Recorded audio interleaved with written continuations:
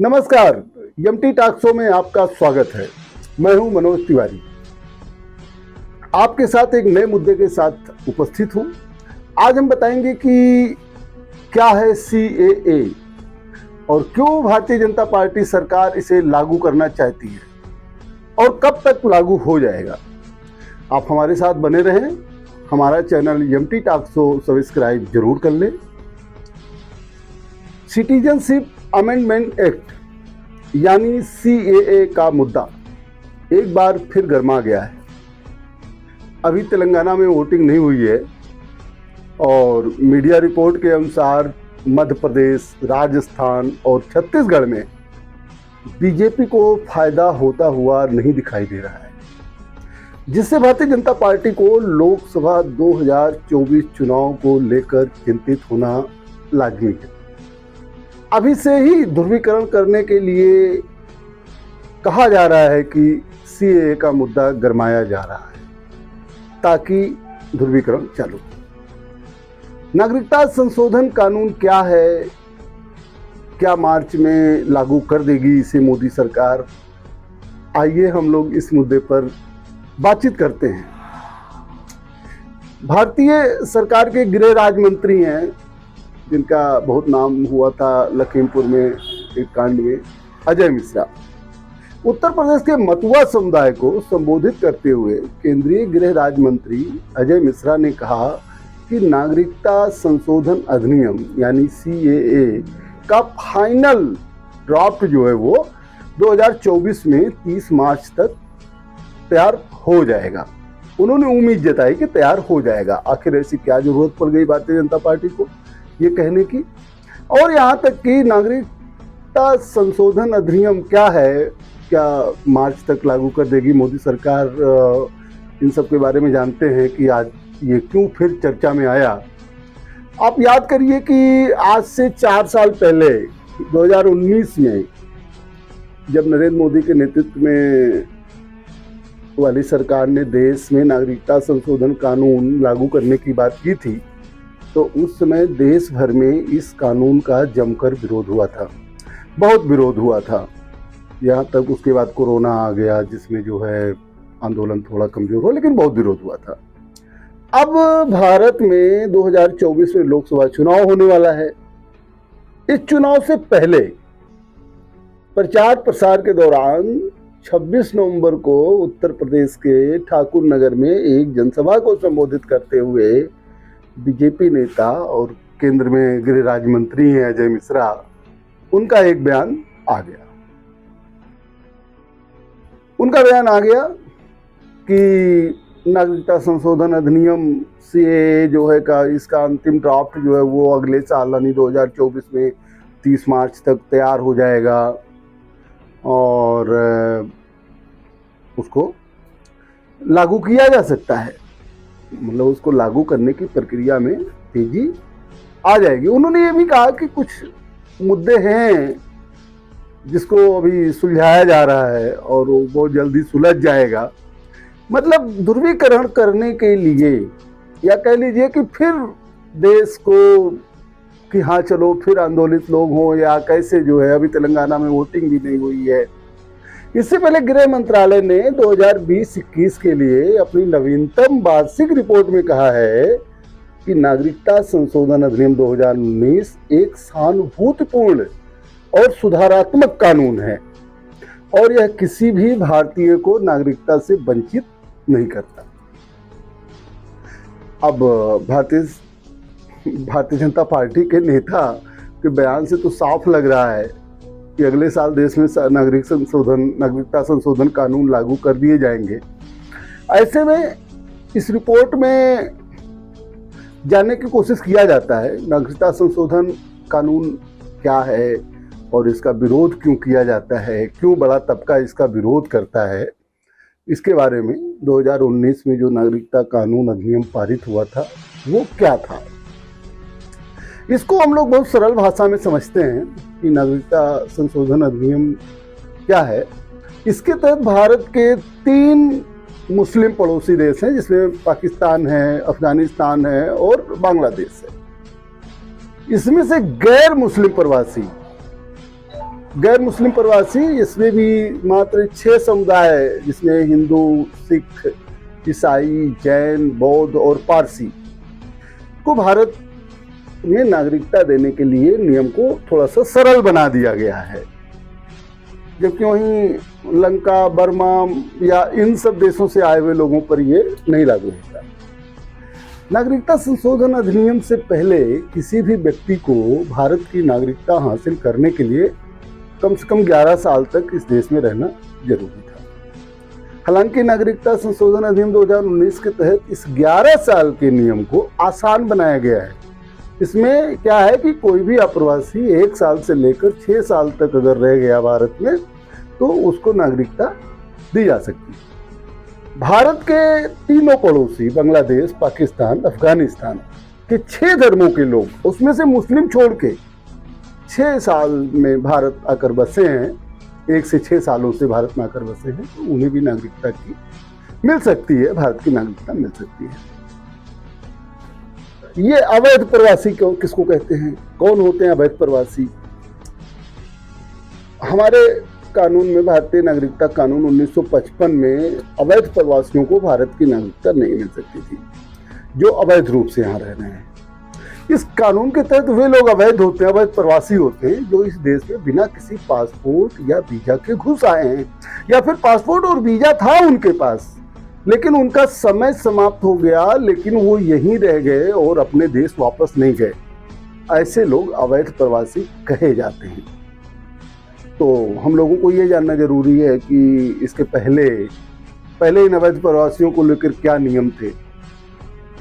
विदेशी अधिनियम 1946 और पासपोर्ट भारत में प्रवेश अधिनियम 1920 के तहत अवैध प्रवासियों को उनके देश भेजा जा सकता है। जिस देश से वो आए हैं और उनका समाप्त हो गया, वीजा समाप्त हो गया, पासपोर्ट समाप्त हो गया, उनको भेजा जा सकता है।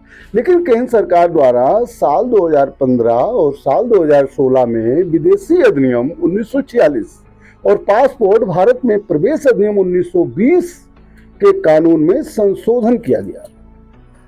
इस संशोधन के तहत पाकिस्तान, अफगानिस्तान और बांग्लादेश से आए हिंदू, सिख, बौद्ध, जैन, पारसी और क्रिश्चियन को छूट दे दी गई। यानी इन 6 धर्मों के लोग अगर भारत में वैध दस्तावेजों के बिना भी रहते हैं तो उनको ना तो जेल में डाला जा सकता है और ना ही वापस भेजा जा सकता है। पहले था कि भेज दिया जाएगा। यह छूट सिर्फ उन 6 धार्मिक समूह के लोगों के लिए दिया गया जो 31 दिसंबर 2014 को या उसके पहले भारत में आए थे। अब इन्हीं 6 धर्मों के लोगों से संबंध रखने वालों को भारत की नागरिकता का पात्र बनाने के लिए और नागरिकता कानून 1955 में कुछ बदलाव करते हुए नागरिकता संशोधन विधेयक 2016 संसद में पेश किया गया था। 19 जुलाई 2016 को लोकसभा में नागरिकता संशोधन विधेयक पेश किया गया, जिसका 2016 नाम था, और 1 महीने बाद यानी कि 12 अगस्त 2016 को इस विधेयक को संयुक्त संसदीय कमेटी के पास भेज दिया गया, क्योंकि लोकसभा में हंगामा हुआ, नहीं पारित हो पाया, जिसकी रिपोर्ट 7 जनवरी 2019 को सौंप दी गई।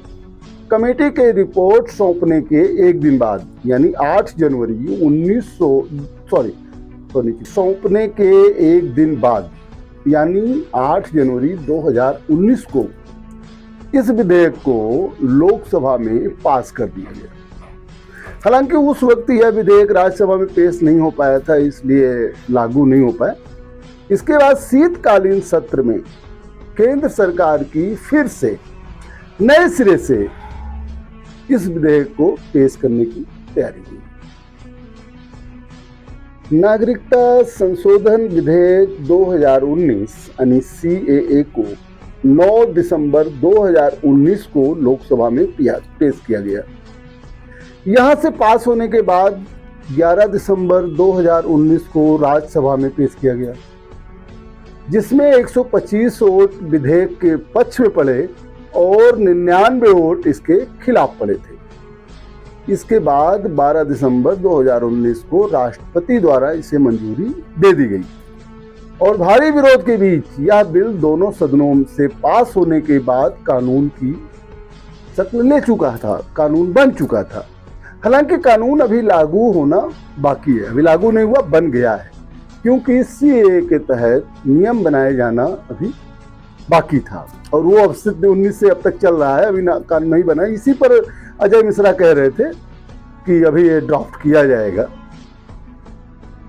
अगर उन्होंने कहा कि मार्च तक ये आ जाएगा, अगर नागरिकता संशोधन विधेयक उन्हें अपने आप नागरिकता नहीं देता है बल्कि अवैध प्रवासियों को आवेदन करने के लिए योग्य बनाता है, ऐसा नहीं कि वो आ गए और दे दिया, ये कानून उन लोगों पर लागू होगा जो 31 दिसंबर 2014 को या उससे पहले पाकिस्तान, अफगानिस्तान और बांग्लादेश से भारत आए थे। इस कानून के तहत उन प्रवासियों को भारत की नागरिकता पाने के लिए आवेदन करना होगा। ऐसा नहीं कि बस वो हो गया, वो आ गए उसके पहले तो उनको नागरिकता मिल गई। आवेदन में कुछ बातों को उनको बताना होगा, कुछ बातों की पुष्टि करनी होगी। आवेदन करने वाले अवैध प्रवासियों को दिखाना होगा, प्रूफ करना होगा कि वे भारत में कम से कम 5 साल तक रह चुके हैं। ऐसा नहीं कि कल ही कोई आ गया पाकिस्तान से, अफगानिस्तान से, बांग्लादेश से और कहे साहब मैं अवैध प्रवासी हूँ और मुझे नागरिकता दे दी है। नहीं, 5 साल तक रह चुके हैं, इसको प्रूफ करना होगा। प्रवासियों को साबित करना होगा कि वे अपने देश से धार्मिक उत्पीड़न के कारण भारत आए हैं। ऐसा नहीं कि बस अब आप हिंदू हैं, आप जैन हैं, आप बौद्ध हैं, आप पारसी हैं, आप क्रिश्चियन हैं, आप बांग्लादेश, पाकिस्तान, अफगानिस्तान में रह रहे थे, चलिए भारत वहाँ की नागरिकता मिल जाएगी। नहीं, आपको ये बताना होगा कि आप वहाँ पर बांग्लादेश में, पाकिस्तान में, अफगानिस्तान में धार्मिक रूप से प्रताड़ित हो रहे थे, इसलिए आपने अपना देश छोड़ा। इसके साथ ही वो प्रवासी नागरिकता कानून 1955 की तीसरी सूची की जो जरूरतें होती हैं उनको पूरा करते हों। इन सब बातों की पुष्टि के बाद ही भारत सरकार किसी भी प्रवासी को लेकर निर्णय करेगी कि वे उन्हें इस देश की नागरिकता देगी या नहीं देगी। भारत में उनको नागरिकता मिलेगी कि नहीं मिलेगी, इसका निर्णय सरकार करे। अब आइए जान लेते हैं कि इस कानून का विरोध क्यों होता है, सीएए का विरोध क्यों भारत में होता है। और इतना विरोध हुआ, इतना लंबा विरोध चला, पूरा देश अस्त व्यस्त रहा, अब फिर जो है उसको उभारा जा रहा है। दरअसल नागरिकता संशोधन कानून का विपक्ष सबसे ज्यादा विरोध करते आए हैं। विपक्षियों के अनुसार, जो विपक्ष में हैं जो पार्टियां, इस पूरे कानून के तहत मुस्लिम समुदाय को निशाना बनाया गया है। विपक्षी पार्टियों का यह भी कहना है कि संविधान के अनुच्छेद 14 का उल्लंघन है, जो समानता के अधिकार की बात करता है। भाई हमारे संविधान में अनुच्छेद 14 के अनुसार सब लोग समान हैं, तो इसमें आप गैर मुस्लिम की बात करते तो मुस्लिम की बात क्यों नहीं करते।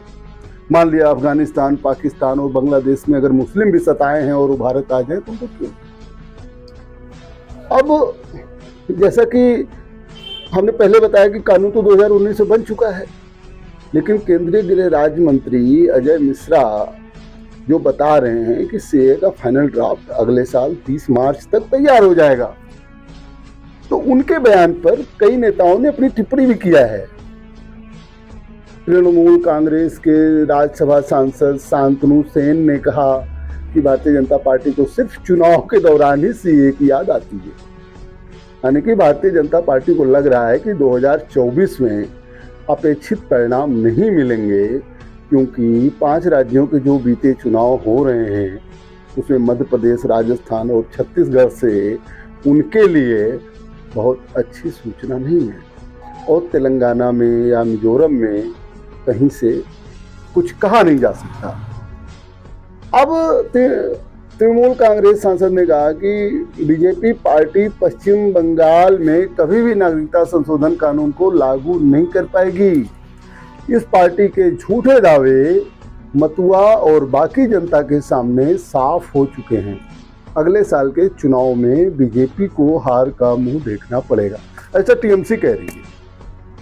चलिए जानते हैं कि आज सीए की क्या चुनौतियां हैं, सीए के रास्ते में कौन कौन सी कठिनाइयां हैं, इसको भी जानना जरूरी है। नागरिकता संशोधन अधिनियम साल 1985 के असम समझौते का खंडन करता है। इस समझौते में कहा गया है कि 25 मार्च 1971 के बाद 25 मार्च 1971 के बाद बांग्लादेश से आने वाला कोई भी अवैध प्रवासी, चाहे वो किसी भी धर्म के हों, को निर्वासित कर दिया जाएगा। वर्तमान में असम में 20 मिलियन के आसपास अवैध बांग्लादेशी प्रवासी हैं। ये प्रवासी राज्य के संसाधनों और अर्थव्यवस्था पर दबाव डालने के अलावा राज्य की जो जनसांख्यिकी है या जो जनसंख्या है उसमें परिवर्तन कर देते हैं। ये तो पहली चुनौती होगी। इसके अलावा इस कानून के आलोचकों का, जो इसका विरोध करते हैं, उनका ये भी कहना है कि यह संविधान के अनुच्छेद 14 और संविधान की प्रस्तावना में निहित है। संविधान के प्रस्तावना में प्रियम्बल में धर्मनिरपेक्षता का सिद्धांत है ना, कि भारत एक धर्मनिरपेक्ष राष्ट्र है। जब आप 6 धर्मों की बात करते हैं तो मुस्लिम छोड़ देते हैं, तो धर्मनिरपेक्षता कहाँ रह गई? उस सिद्धांत का उल्लंघन करते हैं। इसके अलावा भारत में कई ऐसे शरणार्थी हैं जिसमें तमिल, म्यांमार और श्रीलंका के रोहिंग्या हिंदू हैं, शामिल हैं, जो कि इस अधिनियम के दायरे में नहीं आते, उनको भी वापस जाना। सीए को लागू करने से पहले एक और बड़ी चुनौती सरकार की ये होगी कि उनके लिए अवैध प्रवासी और सताए गए लोगों के बीच अंतर करना मुश्किल होगा। भाई कोई कैसे प्रूफ करेगा कि हम वहाँ पर सताए गए हैं? क्योंकि वहाँ की जो सरकार है, अफगानिस्तान में अगर कोई हिंदू है या क्रिश्चियन है या बौद्ध है या जैन है, वो आता है, कहता है साहब हम सताए गए हैं, वहाँ पर धार्मिक रूप से हम सताए गए हैं, लेकिन वह देश तो इनकार करेगा। अब इन कैसे प्रूफ करेंगे कि हाँ सताए गए हैं? इसी तरीके से पाकिस्तान में कोई अगर गैर हिंदू है या गैर मुस्लिम है पाकिस्तान में, और वो भारत आता है, कहता है कि हम धार्मिक रूप से सताए गए थे, इसलिए हमको नागरिकता चाहिए भारत की, तो पाकिस्तान तो नहीं तैयार होगा कि हाँ यहाँ सताए गए हैं। बांग्लादेश भी नहीं तैयार होगा कि हमारे यहाँ जो गैर मुस्लिम सताए जाते हैं, क्योंकि अंतर्राष्ट्रीय छवि खराब होगी। तो ये अंतर कैसे करेगी सरकार? अब सही मायने में वही है भाजपा की नीति, हिंदुत्व के मुद्दे पर चलना। अब इसी के लिए प्लेटफॉर्म तैयार किए जा रहे हैं। 2024 लोकसभा में बस ध्रुवीकरण, हिंदुत्व के लिए पिच तैयार किए जा रहे हैं। नागरिकता संशोधन कानून वैसे तो पूरे देश में लागू होने हैं, लेकिन पिछली बार इसका विरोध ज़्यादातर पूर्वोत्तर के राज्यों में, जैसे आसाम है, मेघालय है, मणिपुर है, मिजोरम है, त्रिपुरा है, नागालैंड है और अरुणाचल प्रदेश में हुआ था। वहाँ बहुत ज़्यादा हुआ था। इसका एक कारण ये भी है कि ये राज्य बांग्लादेश की सीमा से काफ़ी करीब में है।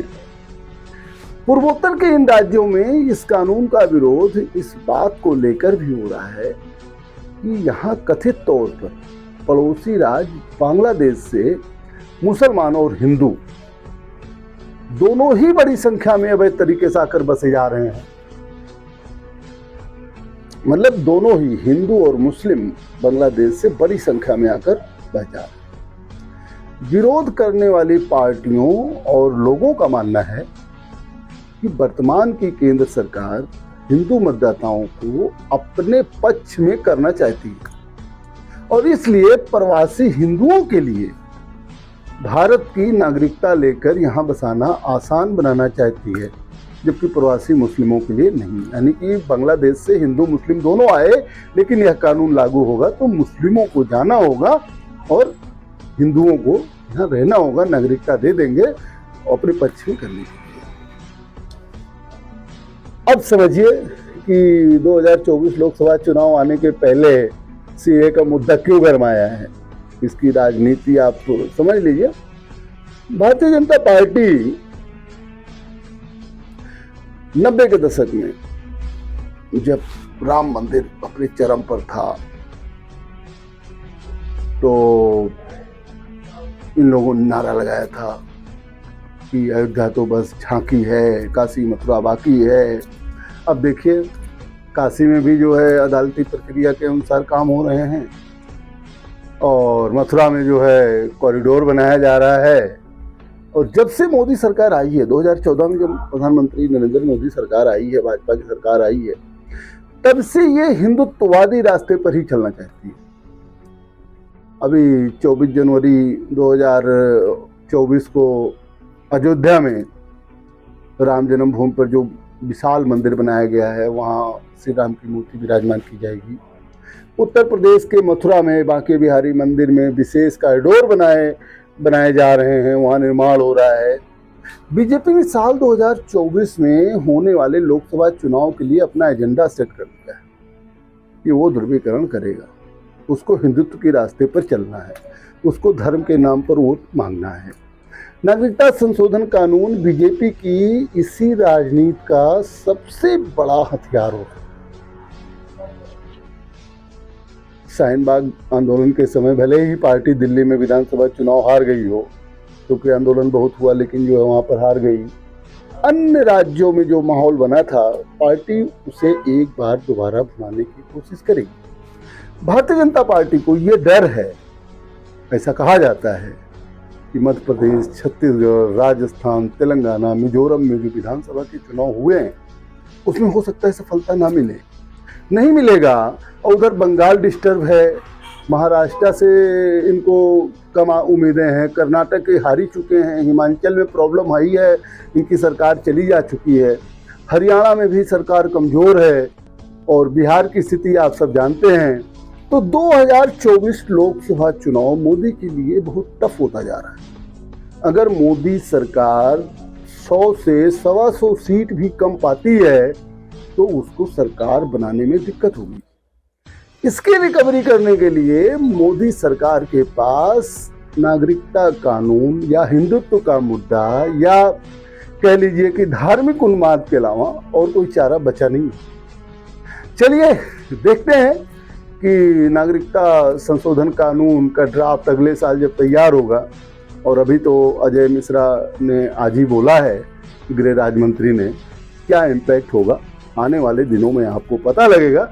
लेकिन यह समझ लीजिए कि भारतीय जनता पार्टी को इस बात का एहसास हो गया है कि उसके पास धर्म और भावनात्मक मुद्दों के अलावा दिखाने के लिए वो कुछ नहीं है।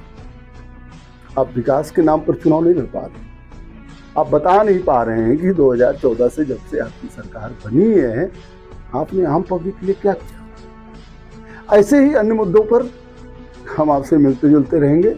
हमारा चैनल एमटी टॉक्स को आप सब्सक्राइब जरूर कर लें। बहुत बहुत धन्यवाद।